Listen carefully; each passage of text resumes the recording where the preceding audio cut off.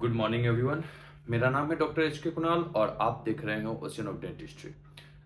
बहुत सारे लोगों का एक कॉमन सा सवाल ये था कि सर दांत निकलवाने के 2-4 दिन के बाद बहुत इंटेंस पेन हो रहा है, बहुत सीवियर दर्द हो रहा है, बहुत तेज दर्द हो रहा है। इसका क्या कारण हो सकता है? देखिए, कारण बहुत सारे हो सकते हैं, लेकिन आज हम बात करेंगे मेनली कि जब दांत निकलवाते हैं उसके 2-4 दिनों के बाद जो बहुत ज़्यादा सीवियर पेन होता है, तो उस केस में एक कंडीशन हो सकता है that is called dry socket. अगर मैं साइंटिफिक टर्म में बात करूं तो इसको बोलते हैं एल्वियोलर ऑस्टाइटिस। ऑस्टाइटिस मतलब बोन का इन्फ्लेम हो जाना। ठीक है, जहां पे आइटिस वर्ड आ जाता है वहां पे मतलब इन्फ्लामेशन होता है। ठीक है, तो ये कंडीशन कैसे होता है, इस कंडीशन में क्या होती हैं चीजें, इस सारी चीजों का हम पूरे वीडियो में डिस्कशन करेंगे।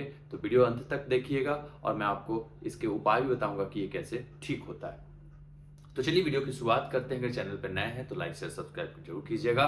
मेरा नाम डॉक्टर कुणाल और आप देख रहे हैं ओशियन ऑफ डेंटिस्ट्री। तो चलिए वीडियो की शुरुआत करते हैं।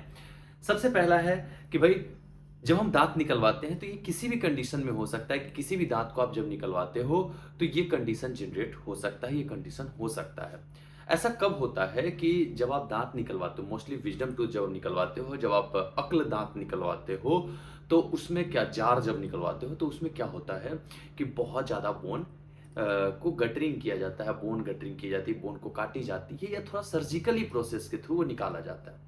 तो इस केस में आपको डॉक्टर जब आप निकलने लगते हो उनके क्लिनिक से तो आपको बोलते हैं कि आप थोड़ा सा ध्यान रखिएगा कि बहुत तेज स्पिटिंग नहीं करनी है, स्मोकिंग नहीं करनी है और किसी भी चीज़ को उस तरफ से चबा के अभी तुरंत नहीं खाना है, कुछ गर्म नहीं खाना है, कोशिश करना है कि ठंडा खाएं और दूसरे साइड से खाएं। ऐसा आपको इंस्ट्रक्शन मिलता है। 45 मिनट्स तक जो उन्होंने जो ये पैक दिया है वो ड्रेसिंग्स को रखनी है। तो ये सारी चीज़ें बोलते हैं, लेकिन कभी कभी क्या होता है कि हम उस चीज़ में इग्नोरेंट हो जाते हैं या मेडिसिन प्रॉपर नहीं ले पाते हैं। तो होता क्या है, जो हम दांत निकलवाते हैं उस जगह एक ब्लड का क्लॉट बनता है। ठीक है, ये ब्लड का क्लॉट क्या होता है कि आपको प्रोटेक्शन प्रोवाइड करता है उस साइट को, जहां पे दांत निकला है उस साइट को हील होने में, ठीक होने में मदद करता है।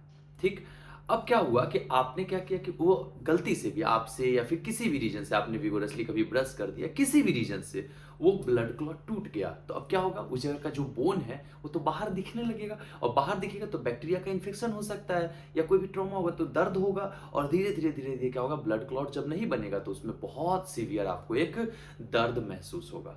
ठीक है, अब जब ये बहुत सीवियर एक दर्द महसूस होगा आपको, तो आपको बहुत ज्यादा तेज और पेन रेडिएट भी कर सकता है।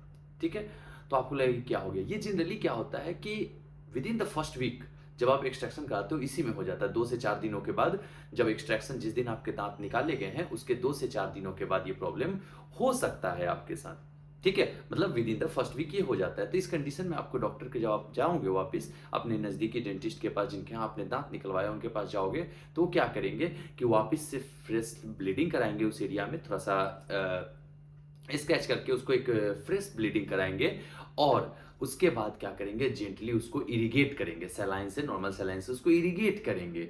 जब इरिगेट कर देंगे तो उसमें जो भी फूड डेवरेज फंसा होगा, उसमें जो बैक्टीरियाज होंगे उनको थोड़ा सा इरिगेट करके रिमूव किया जाएगा और उसके बाद क्या किया जाएगा, एक यूजिनॉल का ड्रेसिंग दे दिया जाएगा और वो यूजिनॉल ड्रेसिंग 2-3 बार आपको बुलाएंगे, वो बार बार यूजिनॉल पैक को रिमूव करेंगे और फिर से नया ड्रेसिंग डाल डाल करके सॉकेट को हील होने का टाइम देंगे।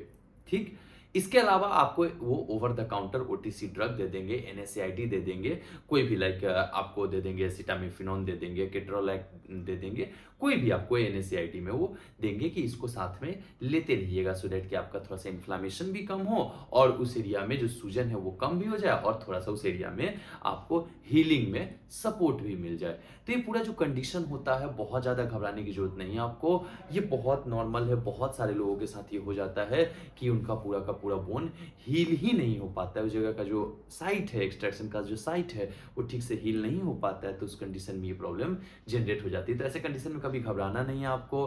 बाकी कोई चीज़ की प्रॉब्लम होती है, आप हमें कमेंट बॉक्स में ज़रूर बताइए कि आपको भी हुआ है और आपके किसी साथी के साथ ऐसा हो रहा है या जिनका दाँत निकलने वाला है, तो उनको ज़रूर बोलिएगा कि हमारा एक वीडियो है बना हुआ ऑलरेडी कि भाई जब आप दाँत निकलवाते हैं, तो उसके बाद आपको क्या-क्या चीज़ों का ध्यान रखना है, वो वीडियो ज़रूर देख लें क्योंकि उससे आपको बहुत सपोर्ट मिल जाएगा। तो कभी घबराइए नहीं, अगर कभी ऐसा ड्राई सॉकेट बन रहा है, तो घबराइए नहीं, अपने नज़दीकी डेंटल क्लिनिक पे जाकर के विज़िट कीजिए, वो आपको इसका सॉल्यूशन जल्द से जल्द समाधान करके देंगे। तो घबराने की बात नहीं है, कुछ ऐसा नहीं हो गया है आपको कि लाइलाज बीमारी हो। ठीक है? Thank you, that's all for today. और चैनल पर नए हैं तो प्लीज़ लाइक से सब्सक्राइब जरूर कीजिए और अपने दोस्तों में इन वीडियो को शेयर कीजिए क्योंकि उनके पास भी इन्फॉर्मेटिव वीडियोज़ पहुँच सके। और बाकी जो स्टूडेंट हैं, वो हमें इंस्टाग्राम पे फॉलो कर सकते हैं, ओसिनो डेंटिस्ट्री पेज के नाम से।